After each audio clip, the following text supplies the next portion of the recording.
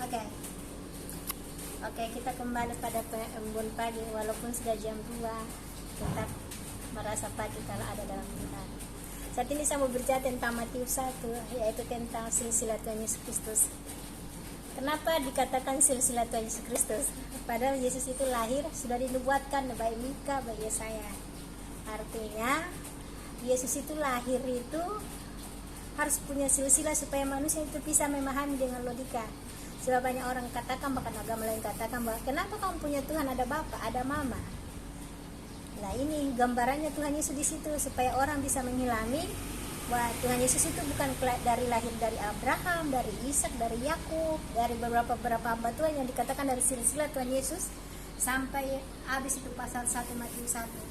Artinya supaya kita manusia bisa mengilhami bahwa Allah itu sebenarnya Allah yang Maha Tunggal, Allah itu ada di surga. Dia hanya cuma menyatu keduanya untuk manusia, bagaimana manusia bisa menerima sebagai manusia.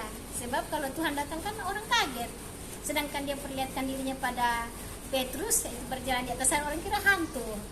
Nah, buktikan Tuhan, dia membuktikan dia seperti manusia, dia lahir ke dunia supaya ada kata-kata dan ada penyambungan dari Mika dengan Yesaya bahwa sebelumnya, jauh sebelumnya, 2000 tahun sebelumnya sudah dibuatkan. Nah, saya mau sampaikan di sini masalah silsilah ini.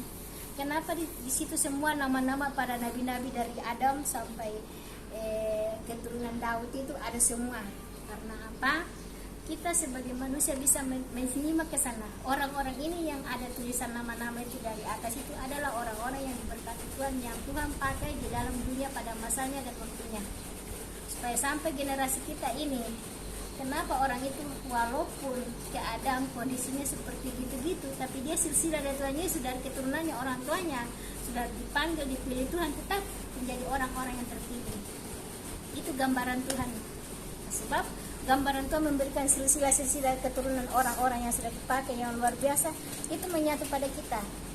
Jadi orang tua kita yang sudah hidup dalam Tuhan, takut kepada Tuhan, berakar dalam Tuhan, bertumbuh dan mengedarkan generasi juga yang seperti itu. Jadi jangan heran melihat keadaan kondisi. Kenapa orang begitu aja bisa baik, tetap ada, membuktikan walaupun keadaan kondisinya tidak seperti yang kita mengharapkan banyak. Ya puji Tuhan lah. Jadi kita sekarang ini harus melihat kiri kanan muka belakang supaya ada pengertian diri kita sendiri, bahwa kita tahu juga saya ini keturunan orang tua saya, nenek moyang saya yang takut sama Tuhan. Tidak. Apa karena saya baru mengenal Tuhan ini sekarang sehingga banyak orang banggakan dirinya, merasa benar, merasa kudus, merasa bisa.